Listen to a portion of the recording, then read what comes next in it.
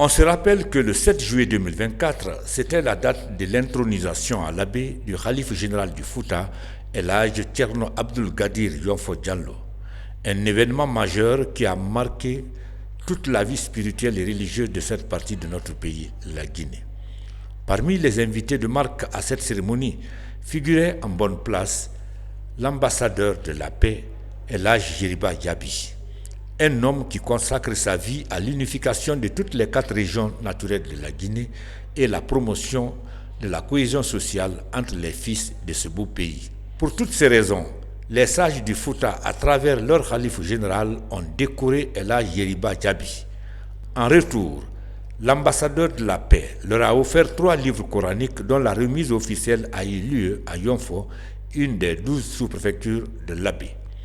Nous sommes cette fois-ci le 8 juillet 2024, c'est-à-dire le lendemain de l'intronisation du khalife du Fouta. Sur la signification de ces gestes envers les fidèles musulmans de l'abbé, El Hadj Yeriba Yaby précise. Notre force n'est pas autre chose que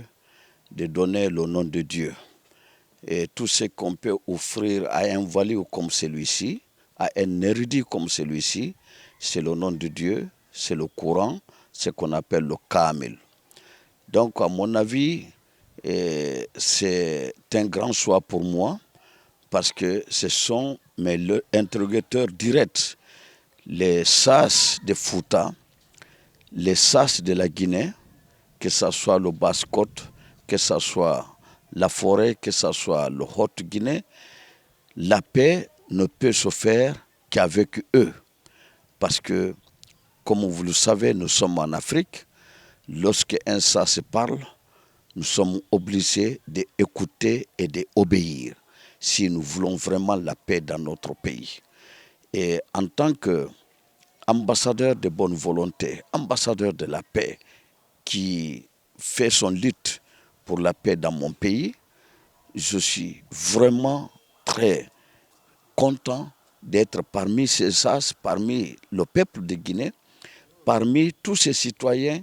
qui ont accueilli vraiment l'installation de notre Khalif, notre Kuntigi, notre Lamido, notre Horejo de Fouta et de la Guinée. Car il faut savoir que Fouta, il n'y a pas que des peuls en Fouta. C'est tous les enfants, des filles et des fils des terroirs guinéens qui se trouvent en Fouta, qui doivent reconnaître à ces grands hommes en tant que leur Khalif, leur Horeyo. C'est-à-dire quand lui il dit asseyez-vous, nous devons nous asseoir. Quand il dit levez-vous, nous devons nous lever. Quand il dit taisez-vous, nous devons nous taire. Quand il dit entendez-vous, nous devons nous entendre. Car sans l'amour, sans le pardon, sans l'amitié entre nous, nous ne pouvons pas construire notre pays. C'est pourquoi nous avons amené ces courants, nous avons fait accueillir notre Seykoudio, notre Waliou, avec le nom de Dieu, pour lui dire, à partir de là où il a été installé sur cette fauteuil, il est le papa, le grand-père de tous les Guinéens, en commençant par notre chef de l'État, son Excellence général Mamadi Doumbouya, et tout son entourage et tout son gouvernement. Le général a montré qu'il est son papa et nous l'avons démontré là-bas que la Guinée est unique, indivisible. Les Malinqués étaient là, les Soussous étaient là, les forestiers étaient là. Nous sommes tous des enfants de la Guinée et nous devons passer tout ce que nous avons eu par le passé comme difficulté et regarder par le devant et pour que cette Guinée soit un jour merveilleux pour tous les Guinéens. Le rôle d'un calife dans la société, le calife est un arbitre entre les enfants. Le calife est un arbitre dans son country. les califes, ils étaient là avant même que les Blancs viennent dans notre pays, dans notre continent. On avait notre diplomatie qui n'était pas la diplomatie de Onsordi. On avait notre façon de régler nos conflits. On avait notre façon d'envoyer des messages. Et les messagers, avant même les griots, à travers ces khalifes, il y avait des messagers. Et quelle façon on envoyait des messages. Et le calife doit être respecté. Le calife respecte ses concitoyens et les concitoyens aussi doivent savoir que le calife est le dernier recours. Le rôle d'un calife, c'est un falsificateur. Le rôle d'un calife, c'est celui qui modernise. Le rôle d'un calife, c'est celui qui conseille. Le rôle d'un calife, c'est un sensibilisateur. Le rôle d'un calife, c'est lui qui trace le problème entre les individus, entre les communautés, entre les fils des terroirs. Il est désormais au service de Dieu. Il est près d'Allah. Il ne doit pas prendre vraiment des fausses décisions qui vont l'impliquer devant Dieu. Le message que j'ai à dire au peuple de Guinée en général. Partout où nous sommes, Dieu nous regarde et Dieu nous paye sur ce que nous pensons ici. Celui qui pense de bien pour ce pays, Dieu va lui aider. Celui qui pense le mal pour ce pays, alors Dieu est là, que Dieu sens le cœur de chacun de nous pour que nous puissions aimer notre pays. Donc la population doit comprendre, travaillons. Il faut travailler. Nous aimons à gagner facilement. Tu deviens contre ton prochain parce que lui, il est devant, parce que lui, il t'a entendu qu'il a eu ça, parce qu'il a été nommé. Mais ton tour va arriver lorsque Dieu va penser à toi. Le général Mamadi, il ne peut nommer que celui que Dieu a voulu qu'il soit nommé. Soyons dans la volonté de Dieu. Pour avoir le milliard, il ne peut avoir que si Dieu vous a créé pour que vous soyez un milliardaire. Soyons les croyants, qu'on ne soit pas musulmans, priants, mais la foi n'est pas là. Le croyance n'est pas là. C'est ça qui fait mal dans notre pays. On n'a pas le foi. Chacun porte le grand boubou, chacun a le bonnet, chacun prie, mais quand on dit la foi, quand on dit l'iman, quand on dit l'aman, c'est ça qui manque. Et ce que Dieu a donné à ces gens-là, ceux qui sont devant nous, le pouvoir ou les risques, c'est que Dieu a choisi, il les a donnés. Et nous qui sommes là, que nous n'avons rien, faisons en sorte que nous travaillons pour vivre notre famille. Ces gestes de solidarité entre Ella Yeriba Diaby et ses co-religionnaires a été salué, apprécié et remercié par les bénéficiaires tout en encourageant sa pérennisation dans le monde musulman, notamment en Guinée. Fo en seedigata ko giggol hakkunde men ɓe maaki giggol hakkunde jeyduɓe ala jeyduɓe ɓuri guinéen fof ko jeydu maaki ɗimmun giggol hakkunde hoddu guinéen fof pellet no kawti pellet guinéen fof no hoddi maaki awa yiɗidirgol yiɗidirana ɓe torike en ɗum si tawi noon yamirowo ma torike ma haray ɗon ko ɓe jokka ɗimmun konnguɗi ɗi ɓe maakani enen inen fi wowlira ɗum tout fi e ko weltorgol konnguɗi si wona ɗum en fof en nani ɓe maaki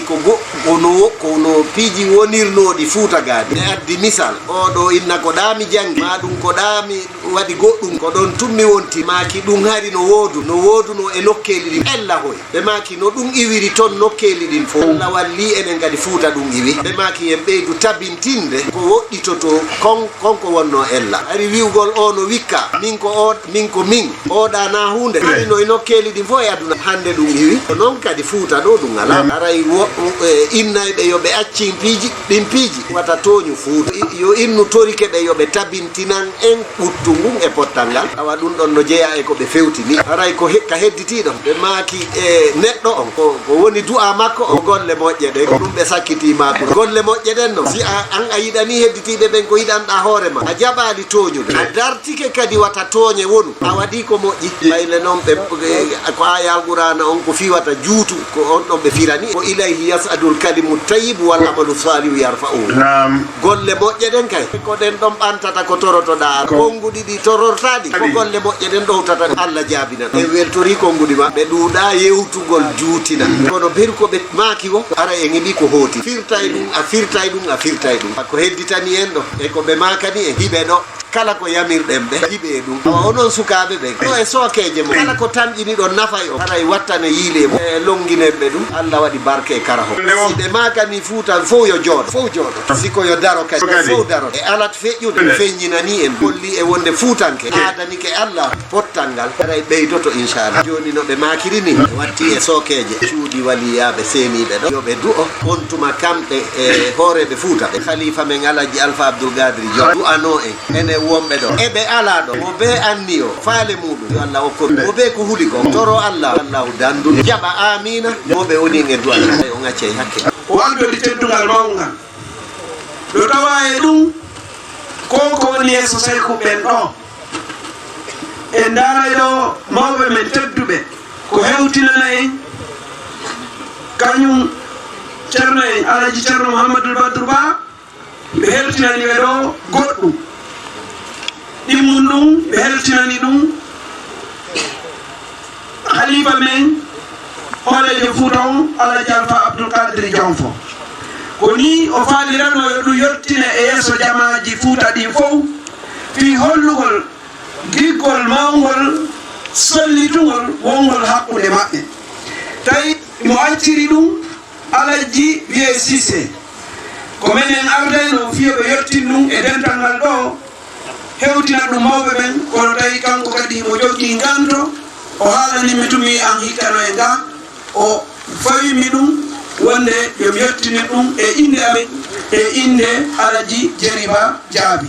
aray joni iɗen suɓude ɗo gasayɓe hewtinde ɗum e inde maɓɓe hewtina ɗum kohoɓe men ɓen ko defte tati kamil o kula yahano jiyara kula 2012 carte mon du c'est jama o no seedi kono mawɓe kula ɓen koɓe senoto duyitanagol alaji ceerno abdourahmani ba ɓe senodi e kamilu ɓaɓe senodi e kamilu minen halfinanoɓe organisation o min niisi ko waɗa kon fo e ɗuɗude ko hayno minen kadi min yooɓo kamilu sabu ko waɗa ɗo kon fo e mawnude kamil o no tawa kadi eko ɓuuri e mawnude e dow muɗum ɗum aray ko teddugal mawgal ɗum ɗo no senora fi hewtingol ɓe halifaɓe men ɗo joni alaji moutar darani en ɗon ka sengo cuuɗi diina hewtinayi ɓe en ceerno joom alaji ceerno mouhamadoul badrou ba ka sengo onon administration ligji e hoɓɓe tedduɓe seeniɓe ɗo e inde kadi wonɓe yaasiɓe ara ɓen kañum kadi hewtinana en ɗuma saykuɓe men ɓen walla ɓe cippinɗen barke e mum o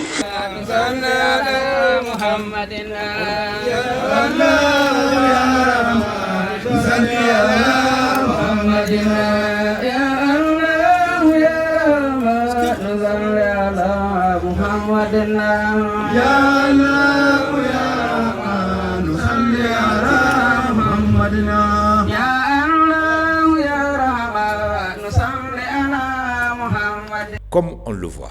l'amitié et la fraternité entre les fils de ce pays se consolident chaque jour davantage grâce à la détermination de leurs sages et religieux pour une Guinée meilleure. لا تواخذنا إن نسينا أو أخطأنا. أعوذ بالله من الشيطان الرجيم. بسم الله الرحمن الرحيم. والصلاة والسلام على أشرف المرسلين محمد بن عبد الله صلى الله عليه وسلم وعلى آله وأصحابه ومن والاه إلى يوم الدين. إخوة الأعزاء من كل مكان، السلام عليكم ورحمة الله تعالى وبركاته. وعليكم السلام ورحمة الله وبركاته. أني على تندو كاكونمالون كبركلا man samen tingani ka wati be raf sabante bla an hargedo anye lumbaraka mamen do bi sete aramadinge o sey Allah subhanahu wa ta'ala kilim pelinge ambaba andi kisi ani nema nyini dan fen be raf sabante nge hankili malda kunti an kunti muhammadin sallallahu alaihi wa sallama ambadi mamen yi majido kana television bumba dagbe kuluma anna silama ya kondon nanye anda fayñe ko assalamu aleykum wa rahmatullahi ta'ala wa barakatuhu. Wa alaikum salam wa rahmatullahi ambadi islamalu kumay kalo nyamen kan anna dina kuna sin bumba na e falama ko secrétariat général des affaires religieuses adirinan kole wati memba se ka lonina lana ka karamol lana ka mobal lana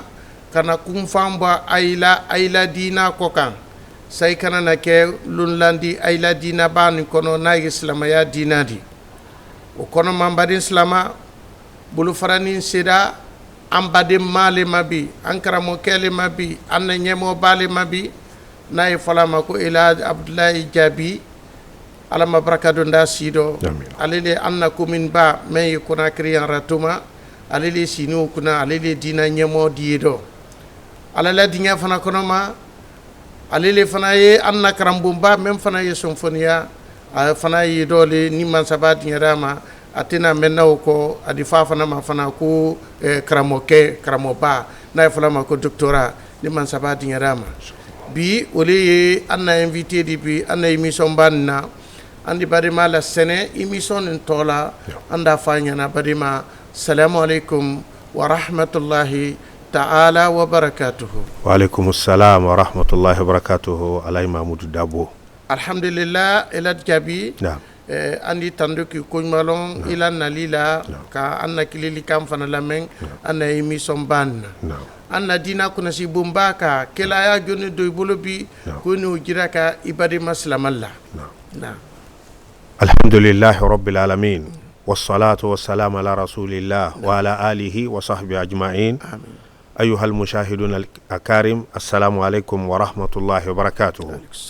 على دابو نعم وتمين كوفة نعم على تندوك تمين كوفة نعم كمان كان نيماني كيسيني الله كلابا محمد صلى الله عليه وسلم نعم أنا لا بوندين كل أنا لا سابالين نعم وفنان تمين كوفة نعم سلامة دين كو فين نعم ناليا بنا ما واتي منا نعم komi ka fanya kana television bumba mena koloma amra salamun kanda kala wa bela denima memba ke fanfan aluni anu ka ambela kisi ka ambela kisi kulun kono ala mokara amin ya rabbi wote mi ko fere ala e dabo ni kamay ni kawma ka foko anna dina bomba akuna sibalu sultana ministre secrétaire général des affaires religieuses may alaje karamo jawara ana den ko manyolu ala malaka narambulo alunna sarankana men dulduna ambulo be ko nyana ko kana konon se kumba donke anni inyonye o dole teya ka foko moya lona de hijila kema na musoman aya lonna de ka foko na hiji ni kwa baramina ala biri soado alhamdulillah ustad ka ben samadi ambela denima ala mo kera amin raballah hiji blani men hargedo nyina ka ke hiji nandi ala mo kera amin raballah men fana ma wa folo man sayi dinya ka bla wi fana hargedo sannato abe wa makka ala mo kera amin raballah ala kana makka ta kum fanto silama dem fu ila du kolon ko ka allahumma u kono ma ko mi ka gira ka nyamen ka kuma kum fala ku hiji mina to masri andon kalon hiji annadina ni tunkun do da keleni di abarma do keleni ni man sabaka makata bla momen hargedo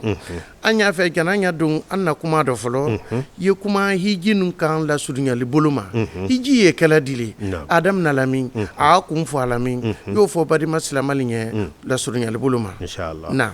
alaji ala man bena sawaba ma ala nke sawaba ti amin ya rabbi a folo meni ni allah taala ki dan ki kesi la madi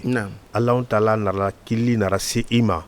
iden tabulu maba ibidan tabulu maba sabu yumal tabulu maba hali la jamana gouvernement tabulu maba ba o kala ambra la gina ko le kasi ya kadam na jamana kandama aya falo ka wadam na president ma kana si ministre ma kana si directeur ma hiji base abe alu konya farala la alla molula akera la molula akera mo susuli alama barakatu ndai amin rabbi ka fo kali wa ko la fardabo ni bolo bani le maro o folo meni alay ye tubilale ka alamadia ka fo ko enti ala jama kasi ala gine mansalu konya bara benema ne din bara ela de mbidan brila de ka fo ko ne le wanyina ye nyini ke nyuma yata ki yere la si alama ala yi si sama ki si la temala vraiment o kɔfɛ k'i toloma lɔ i la diina bonba la mɛ nin ye diina o kɔnɔ gwɛnna n'alimu silamaya de ye o fana hiji kan ka kɛ lele mɛn dɔ k'i toloma lɔ wolola o ye daminɛla alu bolo yan layi karamɔgɔ n'a dɛnkɔmaɲɔlu layi karamɔgɔ jawara n'a dɛnkɔmaɲɔlu hiji base sunɔta alu bolo mutu alina ka dawa kɛ fan bɛɛ ka hiji ko yan fɔ mɔli ye ka ban kana alikaba misali fana di grande mosquée la Faisal k'a si k'a ɲɛra kamɔ la kan ka kɛ ɲamɛ kan donc o b'a kɛ avion ko ni bolote ko olu bɛɛ di ɲɛnabɔ a fɔ sinɔ ko nin lon ko ali wuli ko ka taa wa b'a kɛ yɔrɔ ala to jila madina le alibaji madina kila la sobaw la alayhi salatu wa salam alina ka telelolu wusu kɛ yen alu men fana ye wala ko fana comme il est ala dabo ñinan samena il est très coordinateur général il est très wodi yal duwa no ali krande nunta kaban ko la ligue barala lukan ka fo kale na ko kana ka dina nya fo molien alla ni bara men kama madina wotel lu wusu batemi alla fane mol kan ka bonya men kam madina ko beyi ko ki jong kaban ko fana ka fanin ta ka ble kana na le namun fani toroye no blari kana aldibo hijiden de ko madina soko kan albase madina soko kan men ka bolo sidialo dina la koro o sebana na kitabu siaman kono ka fo ko dhul hulayfa warame donc namu ñeni ke tala yoro meno Allah do misri bombaw la keni musolo ka wota ko ke ali se ka ler kelen ke ali ya kan ka hijiden kono boy albana aldi arkam la sali misiro kono kaban ko fanan kay tesi alanye kaban ka ayra ka alala ko alay kan kilikili memma mara amina maran so aro mara lamina mara danku ido o ñeni keta ko ba kay mon tusina namu fanu fembe brala toyma lay Allah akbar fembe brala toyma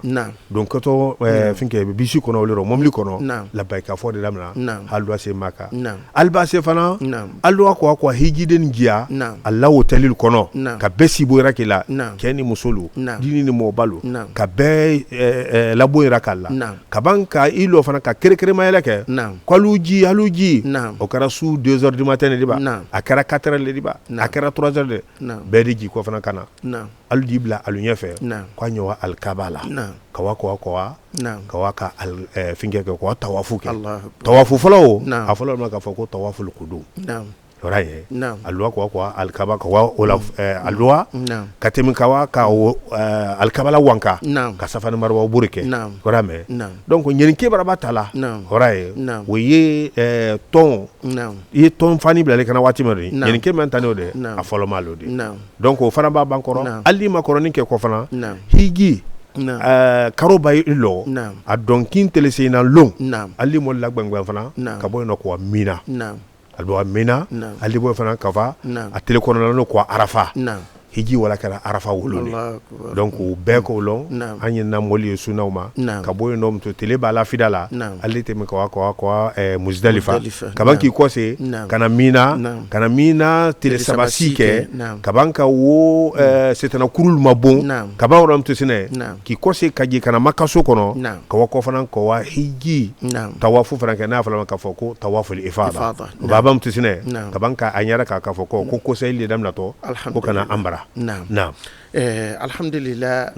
Ala bensema da ambela denima. Badi maslamalu karamoke ka jira ka nyamen ka hiji kala nyanima. Ala mabara ni sona yala ambela denima. Amin rabba. Nambora yodo. Anya fe ye akono kisha kumba dunke slamalinye. Hiji etunkungelleri.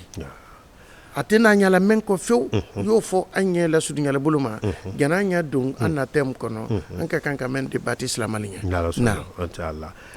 ala dabo e kalo ana mobile kanye ka fo ko saranu mandi dakelendo kuma mandi dakelendo de pankadam na zise ne bara militi damandol ke nyakan ka nyafo benya benima betuluma lolana alhamdulillah tunya ba men dasiyamando wole fanan kayin o yoro mburu bunya di fanama di fanan kono se kumba donke anye ka kuna falenda mbaydo ala sonya ala bensema da mbela tunkun ye hiji tunkun nani tunkun nani foloma katon fanin ta madina makedia madina kana nyinin keta madina misiri kono nay fala mako al ihram e babu talawati menna fembe bra kumande yema islama ya dinan kono donc ton fani nodi kele nodi al ihram fil miqat tunkum folomatale odi no banda kana dumba ke makka ibaban giyala kila bunji editimi andwa haramna na yefulama ko alala bumba o bena ta labbaik allahumma labbaik labbaik la sharika lak labbaik yu folali watu bedo iba bunyi wati mena labbaik fobra dan ibaba idi tawafu damna ka damna hajar al aswad ka bun kaba to ibulu marana ka bunna mini sunya ronla sunya saba foloma ni jama masiya wodi ke sina kaliyadi me jama la siya yando tise kala sunya sina kaliyadi idi fanin fana bo ibulo kini tu fana ma sunya saba foloma o fana do no banda wati menara kamalida sunya ron lama idi na lo fla sali makama ibrahima no banda wati menna idi tim silai kere ki kunsi safala kawa safa ba safa kuru fana ye donc ida fo inna safa wal marwata min sha'airillah faman hajja al bayt aw itamara fala junaha alayhi wa man tatawwa khairan fa inna allaha shakirun alim inya benal kaba ma do memba sono yebulu doke idi ji lam ampul fidakenda lama flyero me keldi sina kaliyai musiri tama ko ninya ido marwa ika même fo safa iwo fo marwa donc idina marwa kuru fana kanki ko sey kana safa akela nyaawle makadam na safa ka kum fo marwa donc braga tungun gelledi tungun flalewdi a tunkun sabana mbutun presque wele na la tunkun folomatari ban kila ka alayhi salatu wassalam ko al hajj arafa donc intele se na long bedi ko kana mun fani fana bli kana hotel la bisul fana dina bedi don bisul fana kono ka wa tele se nanwo ka wa si ke mina ka yoro long ka masoro ina to tele sabale kala mina sidi yoro lo don diani bo yoro do be jatilum u be ken la soni alle di islam mantoniam tele se na long baban fitri baban salla kadam na 20h wala 22h watima bisil fana dina kana mol tadam na ka arafa donc tunkun sabanan ni fana odi donc ka bensema di ambela de nima ala mo kera donc dam boda fana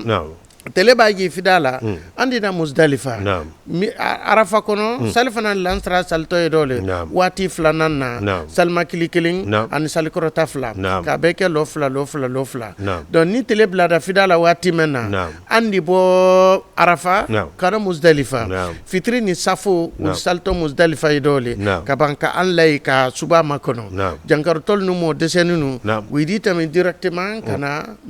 kana mina banana dina yi ya dinali donc wule du sagbeto sallo nana e donc tele kono tele tandi donc sallo nodi anna gouvernement bra don siamman bo ankum na yeli ambodi alhamdulillah anda ala tando anna ministre secrétaire général ele miriya nyuma wala sino folo tere higiden tra folo ko fu mo wana le yambo si c'est banque islamique de développement wule chargé ni obela denina anyo Thomas Rey lana jamana kono ayi sa krakas lana jamana kono o ya gira kala le ko anna sali yebola ni sal tunte bola tena na la karakas dila na jamana ko ben sema Allah subhanahu wa ta'ala bro kadi ambela denima ala mo kera karamo sallungu ba ke koro item na le koro ko wasitana kumba babun berawron la ka banki ko se kiniku ka banka salfane bli kana nyanyali damna no dandi salma fuke ka banka do ke an nyonte mina tele saba fana na to wule fana ko fe tele ko wasitana bumba ba do mantani ani bele ba ko lumabu abe bre mon ke ronda tele ça fait moins que si dama sabab brawa ben bi woro ani sabamam sallo ikato ikabere ronda men na fili o balaka abrake bere bi ronda di no bana wati mena fana annan donin fana beta fana kabo mina nyawo makana makka nan nara makka butun anyamun kala kawa alkaba la na fala ko tawaful ifada kawa bunna min fana sunya ronla ko man ka kenya men ka folo mata men kera o kera ambulo umra le de bana nyin ke wulle tala anya tamatu le kala umra ni hiji anyo flale tala kadu anna kadu makka kono andi bona min sunya ronla ka banka lo fla sali makama ibrahima ka an kan kuntele safa an marwala no kɛra waati min na an na hiji bara dafa tunkun naani wele hiji kɔnɔ bɛn sɛbɛn ala subhanahu wa ta'ala bolo k'a di an bɛɛ lajɛlen ma ala m'o kɛra karamɔgɔ baarabaw bɛɛ lɔn kɔ dɔ an bolo an b'an kɔ baarabaw bɛɛ kɛla bana an k'a lɔn ko a kɛla jahadi gɛrɛgɛrɛ le don bana kɛla k'ale salatu wa salam ko jahadi bara ban musolu lo ko jahadi tɛ musolu ɲɛ silamɛya diina kɔnɔ ko fo hiji an bɛn de y'o jate yela surtout mina tile saba k'a sɔnɔ y'an bolo ala m'o kɛra bon baarabaw o cɛ ko do Tomasira jonti da jira ka neni ile la k'a fɔ ko kɛ i ka baara min kɛ wala hajja i ka baara min kɛ ala i ka baara min kɛ ala sɔnna i la baara nɔ baara ni mina ne fa sayi an y'a fɔ y'u Tomasiraw walawala k'o jira ka i barima silamɛ la sa a yi da lɔn mɛ ala nɔ hiji bila la mɛ ni harijɛ dɔ ɲinan wala a bara bila mɛ ni harijɛ dɔ kɔdɔma a y'a lɔn k'a fɔ ko an ka baara min kɛ walahi ala sɔnna n'an na baara nin fana dɔn an fana dingɛna an na baara nin fana ma lahidi min fana ta ni kɛla bolo an ɲa alayhi salatu wa salam lahidi o tɛ n'an na tingana fi alhajjul mabrur laysa lahu jadaa illa aljanna anya yorowlu dom yo wala ko jira kay bari maslama la ben sema Allah subhanahu wa ta'ala bolo ko di ambela den ma ala mukira na ala ko barka alama bena sawaba lanke sawaba amin amen tulu ka da mala mo kara ka jusu fana da ma an ba men fana ka bara ala mo kara ala dabo iban sa wala fala ko rasul ko alayhi salatu wassalam al hajjul mabrur laysa lahu jazaa illa al janna allah akbar ko hiji men kani ala do ka fo ala do ka ke ala do ka ke ala jati saniye ko sarasi te wala fo al janna allah wolo de ala biri soaro allah akbar wole bora ala bramina ba ile hijila kema a musoma ile a lɔnna de ka fɔ ko wani hiji mɛna ka fɔ ko ala biri soaro a ɲalu kasiya a lansaratil kasiya a fɔlɔfɔlɔ mɛn de i ka tubi mɛn kɛ ka ban ka ɲinike mɛn fana ta i jija i ye o lase a dan na o ye mafa i b'a ko fana layi dabo mɔɔ ni ka ala lɔn i tɛ se ala lɔnna ka tɛmɛ la kira kan sallallahu alaihi wasallam i b'a diina lɔn ɲa ma i tɛ se ala ka tɛmɛ la kira kan ma y'i jakamaya ala kira ma i jakama ala kira ba muhammadu ma sallallahu alaihi wasallam ila baarakɛw lɔ ila alabato lɔ o kɔfɛ i jija i wa men kɛra makaw yan i bara dali jamarɔ sali la kɔgɔ misiri la i bara dari nin fana na mɔɔ ma fɔ i bara bolo kan i bara dari nin fana na hinɛ mɔlu ma hinɛ don i la i bara dari nin fana na ala ko fɔ bara dari la i dumaw kan vraiment kunu ele tun tɛ sali faridaloni ni mafala mais ila makatali kɔfɛ mɔli y'a lɔn siɲɔli y'a lɔn ele yɛrɛ fana lɔn k'a fɔ ko e ko mɛna makatali k'a fisaya nama de k'a tɛrɛ ko dɔ la k'a bɔr'o bolo kan vraiment o y'a doli le de o b'a k'i la sɔn kurun mɛn doli tɛrɛ e k'olu bila e da lɔ k'a fɔ ko ala biri sɔn ila hiji rɔ donc a doli o de ala ye a kɛnɛ komi do i fana bolo i fana ni se ka do fana fɔ k'o law kan naam ala ben sema di ambela den Allahumma amin ntara fay très continuer ni papa nda be résumé naam ba o kono buloma yi gija fana fadi semfonya fadi semfonya ka damina nyama numa dama toloma boloma konobalama sema ya bela do ala dafe Allahu akbar e kana fe mafale mais haramu yani ma ka fokuya mafale e kana fen suma fana mɛ fen men fana sumadiyalan mina o haramuyali ma e kana e kara la ka kuma ka fen fɔ ka tunya tana fana fɔ e kini toloma lɔ mɔ fana na e kana mɔ ma fɔ kɛ e kini bolo la fen kan tɔn sini ma k'a fɔ k'i bolo la fɛn kan wala i fɛn min na i kana wa yɔrɔ fana nɔfɛ tɔn sini ma fana k'a fɔ sen wa yɔrɔ ma n'i k'o bɛɛ kɛ a siyama nɔ ala ye mɔlu yɛrɛ di ile kɔnɔgwɛn kaban ka i la seereya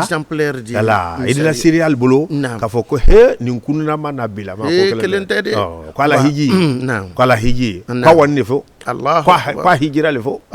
i mɔlu yɛrɛ l'o fɔ la donc i b'o yela ko lɔ i di kɔntɛ daminɛ i yɛrɛ kan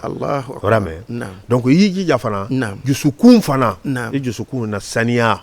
adamaden ye i kana mɔɔ bɛsɛnkɔniya i kana mɔɔ ɲarankɛya i b'a mɛn ye nɛɛma mɛn dɔ yala tara la nɛɛma o ye sabati a bolo o duma a bolo vraiment i b'a fɔra yala tara ko ala i ka mɛn nin fa karisa ma nin ala i bɛ se k'a su dun fana ma a dun ma i y'a su dun ma a t'a kana tiɲɛ a bolo b'o kɛ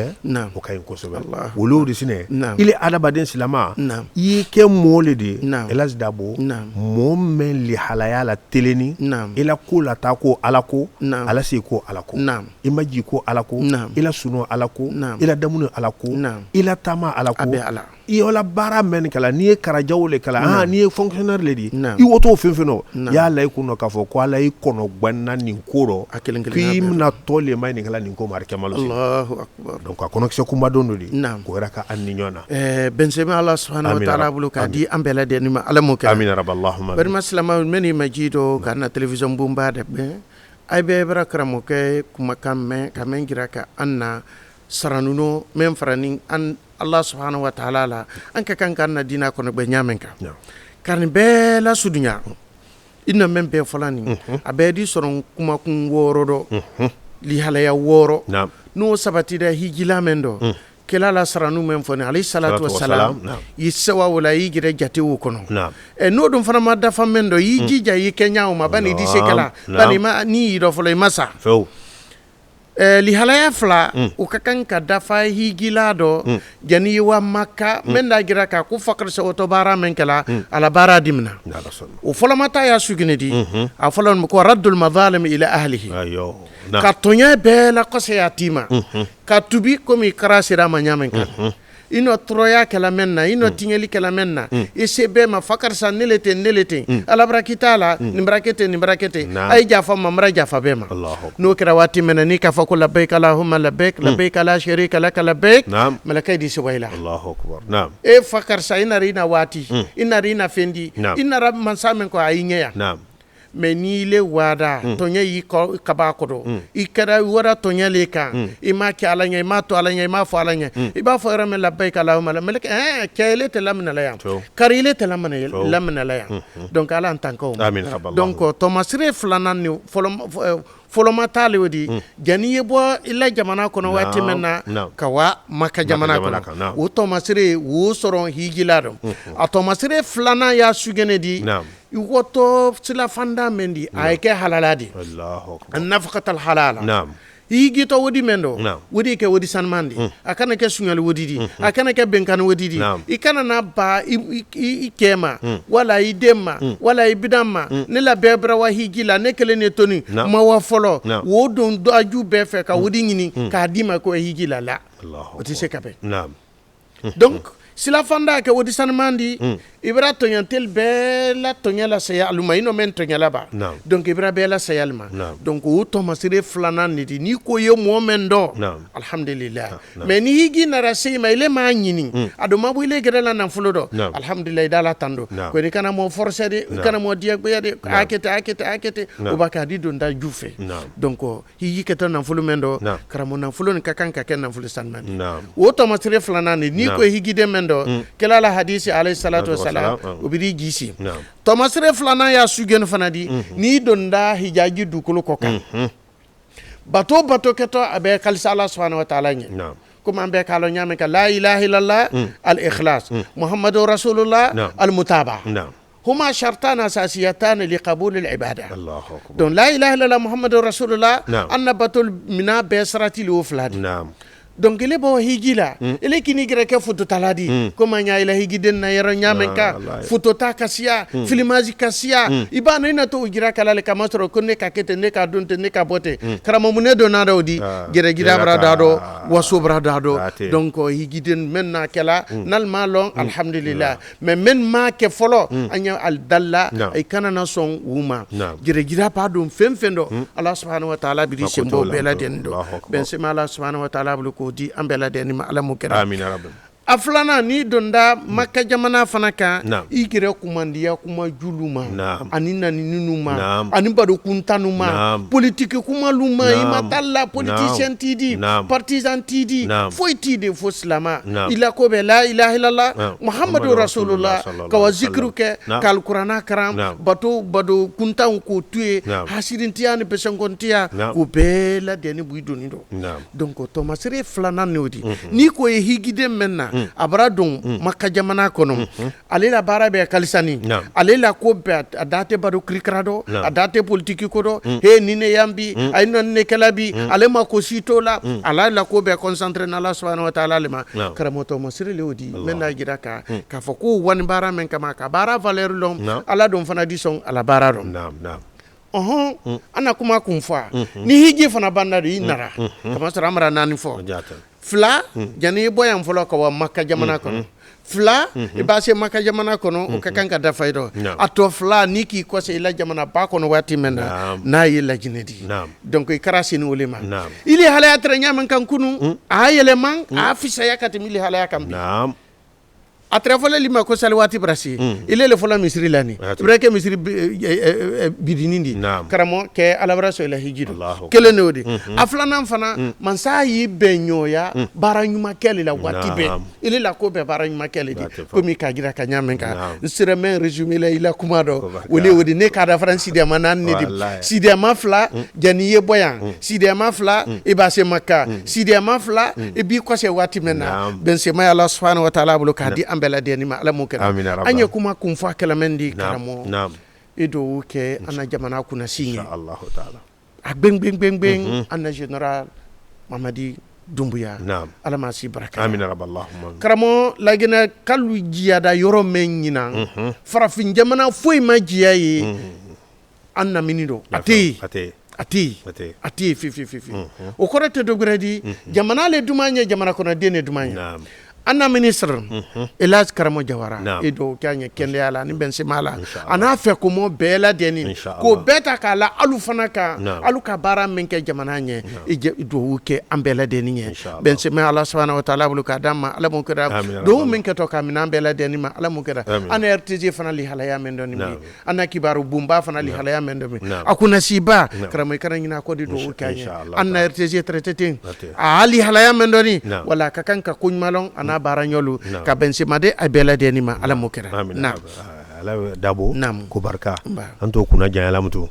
lɔnnal bɛɛ bɛnna nin ma alu lɔnnalu karamɔlu a bɛɛ bɛnna nin ma bɛɛ y'a ta fɔla ɲafu do ma k'a fɔ ko ni duwawu kelen ye mɔɔ bolo ala la mɔɔ ɲuman do bolo a y'a fɛ ala ye o jebe a ye duɲa dɔ yan k'a ye o dila la ɲɛmɔɔ le ma ɲɛmɔɔya o a di damina bolon yɔrɔ mɛ kabila kunti ma a di damina i kɔrɔkɛ ba ma i fani na ma i la directeur ma donc an na duwawu silamɛya ka mɛn fɔ ni ɲɛmɔɔ bɛ la a kɔrɔmɔli di bɛn yɔrɔ mɛ mamara duwawu kɛrɛkɛrɛ k'o di an na président ma général Mamadi Dumbuya a n'a a kan kɔrɔsili bɛɛ lajɛlen ala ministre bɛɛ ala y'a a kɔnya bɛ mɔɔ ma mɛ ni k'a ma dɛmɛ baadi a na ni mission bɛ kama ala bolo ka Benzema dali ma ala m'o kɛra ka si jan karifa la ala m'o kɛra ale a ka ji la mɛn fana dɔn ministre mɛn fana dɔn Layi Karamo Jawara an na secrétaire général des affaires religieuses ale fana n'a dɛnkɔmaɲɔlu u bɛɛ lajɛlen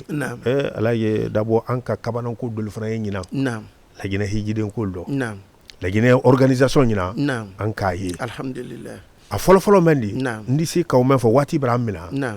Laginɛ hijiden a gouvernement mɔɔ 3000 kɔw a bɛɛ lajɛlen a bɛɛ lozoni tɛrɛ ayiliman kelen de kan silara tɛ taa rɔ wara mɛ bisi bana ko kanal ta al bɛɛ bila tɔw sen wala wara mɛ wa ta si fana de agence privée men fana yen dɔ ale ka sarankana men dɔw fana ma olu fana wara ko loger yɔrɔ men fana dɔ a bɛɛ yɔrɔ ɲuman le fana donc ala tando bali kaban kɔ fana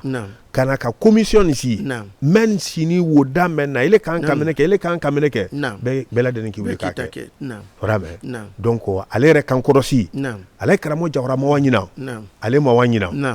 kɔnɔ a ka kan kɔrɔsi bila ko la wa o ka seko kɛ ka ban ka délégué général fana bila Layi Bangali Keta o fana k'a kɛ ka ban directeur national de pèlerinage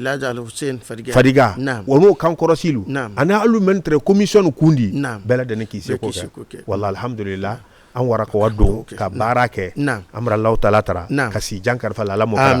jamana lajne ka suma ala mo kara kan tan ka fitna ma ala mo kara fitna tolu kalmatan ala mo kara momo jamana kono dendo na here ina lajne ka here dalma alena di lajne ala mo kara anna journaliste men fana kara sabure aliyo anye ka foko ko ni amaro budu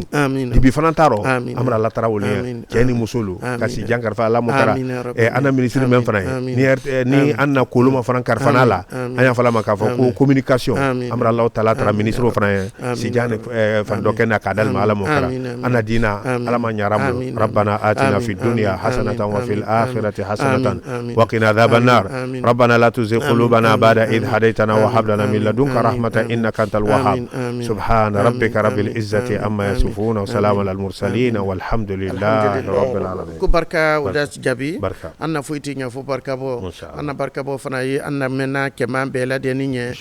bi kuma ikalo nya men ka anna badi maletre na udas jabidi men ka jia ule ken ay badi ma na di na doni elad mamud dabo ka bo kursa anna fuita nya fu kondoni nala ka wati bre blanc harge kono anni na fana kana ansi fana kay bari nyoya kay bla ay la dina karantala say kana na ke lunla ni dinan kono anda falnyana ko assalamu alaikum wa rahmatullahi ta'ala wa barakatuhu.